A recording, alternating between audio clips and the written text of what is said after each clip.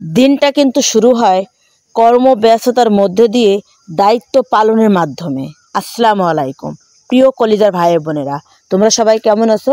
আলহামদুলিল্লাহ, আমি এবং আমার পরিবার সবাই ভালো আছি। নতুন আর একটা ভিডিও নিয়ে তোমাদের সামনে হাজির হলাম। কালকের বাসি কাপড় চোপড়গুলো ধুয়ে পুকুর থেকে ছাদে মেলতে আসলাম। দেখো কাপড় চোপড় মেলা শেষ, এখন আসলাম গাছগুলো দেখার জন্য। যখন ছাদে পানি থাকে আমি একটু পানি দেওয়ার চেষ্টা করি, আর যখন না থাকে তখন আর দিতে পারি না। দেখো এই মরিচ গাছটা বন্ধুরা কি সুন্দর মরিচ ধরছে, মানে এক একটা ডালে এক একটা কালারের মরিচ ধরছে। কোনোটায় বেগুনি, কোনোটায় কমলা, কোনোটা ধূসর, কোনোটা লাল টকটকে। কিন্তু আমি এরকম মরিচ গাছ আগে পরে দেখিনি। মরিচ গাছটা দেখে আমার খুব ভালো লাগলো। আমি মনে করো যে ছাদে যত সময় বসাছিলাম তার বেশিরভাগ সময় কিন্তু এই মরিচ গাছের ভিডিওটা তৈরি করছি। এত সুন্দর মরিচ গাছটা, মানে একটা ডালে মানে এক এক ডালে এক এক কালারের মরিচ, দেখতে কিন্তু খুব ভালো লাগছে। আমার নজরে কিন্তু এরকম পড়ে নাই। এই যেই প্রথম পড়লো একটা মরিচ গাছ যে বিভিন্ন কালারের মরিচ, এক এক ডালে এক এক রকমের। বেগুনিটা একটু বেশি, কমলাটা একটু কম, আর লাল টকটকেটাও আছে নিচের দিকে। তো বেগুন গাছটার একটু ছোট ছোট কুড়ি আইছে, কিন্তু ধরে নাই। তারপরেও মানে গাছের পরিচর্যা বা গাছের যত্ন নেওয়া বা গাছের ছবি বা গাছের ভিডিও আমার খুব ভালো লাগে। এই যে রুমটা দেখতেছো এটা স্টোর রুম।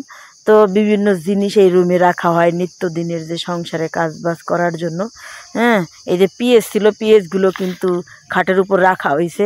আর ওই গাছালির যে সার বা মাটি সব ওই ঘরের এক কর্নারে রাখা হয়। কবুতর কিন্তু শান্তির প্রতীক। আমরা জগৎ সংসারে বা জীবন সংসারে আমরা বলি যে শান্তি জিনিসটা পাইতে হলে কিন্তু কবুতর পুষতে হবে। বন্ধুরা দেখো, এই পুরো ঘরটা কিন্তু এই কবুতর দখল করে আছে। কবুতরগুলো বাকুম বাকুম ডাক দেয়, ভালোই লাগে। তো ছাদে যখন গেলাম তখন ওদের এক ফলক আমি একটু দেখা করে আসি ওদের সাথে। তো আজকে গেলাম, গেটটা খুলে আমি ওদের ভিডিও তৈরি করলাম। তো ভাবলাম তোমাদের সাথে শেয়ার করব। এই গেটটা আবার এই যে লাগাই দিলাম, দেখো বন্ধুরা লাগাই দিছি। লাগাই দেওয়ার পরে তারপরে আশেপাশে একটু তাকাইলাম, ভিডিও তৈরি করলাম। অ্যালোভেরা গাছ থেকে অ্যালোভেরা ছেঁড়ার চেষ্টা করলাম। তো মনে করলাম যে না, আজকে একটু অ্যালার্জি ভাব আছে, আজকে আর ওইটা ব্যবহার করব না। কারণ অ্যালোভেরায় কিন্তু প্রচুর অ্যালার্জি। তো এখন আমগুলো একটু ছাদের পাশে আসলাম, দেখলাম যে এই আম গাছের ডালটা কিন্তু ছাদ থেকে ধরা যায়। কত বড় বড় আম হয়েছে। এখন রোজা আছি বলে কিন্তু ছিঁড়ে খাইতে পারলাম না, কিন্তু রোজা না থাকলে কিন্তু ঠিকই একটা আম ছিঁড়ে হইলেও গালে দিতাম।